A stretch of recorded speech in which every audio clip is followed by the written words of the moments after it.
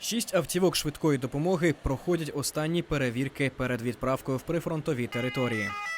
За кермом сидять члени Фонду національного добробуту Криму і фонду Астем, але зовсім скоро керманичами карет стануть військові та медики. Сьогодні у нас партія – це 6 швидких. Це чергова партія. Я знаю, що вже більше ніж 50 машин авто було придбано. Передаємо. Працюємо зі всіма підрозділами, робимо фокус саме на підрозділах, там, де працюють наші хлопці з Криму, на зв'язку зі всіма абсолютно нашими підрозділами, батальйонами.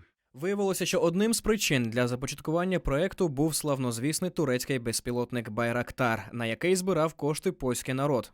Про це команді Крим Ньюс розказав голова правління Астем Фондейшн. Старт для проекту був заданий саме, як не дивно, «Байрактаром». На початку війни народ Польщі почав збирати кошти для придбання «Байрактара», і потім компанія «Байкар» вирішила передати це безкоштовно, з умовою, що ці кошти будуть саме спрямовані на такі благодійні соціальні проекти, які будуть працювати на перемогу України. Так і з'явився цей проект, і саме 100 машин для перемоги. Автівки були закуплені в різних країнах Європи, але всі відповідають потребам українських реалій. Машини не нові, але, як ви бачите, все в дуже такому доброму, хорошому стані.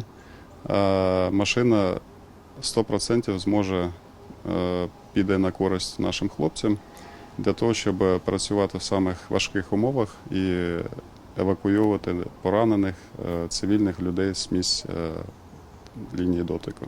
Машини конвеєром їдуть з європейських країн і майже одразу потрапляють в місця виконання своїх бойових або гуманітарних задач.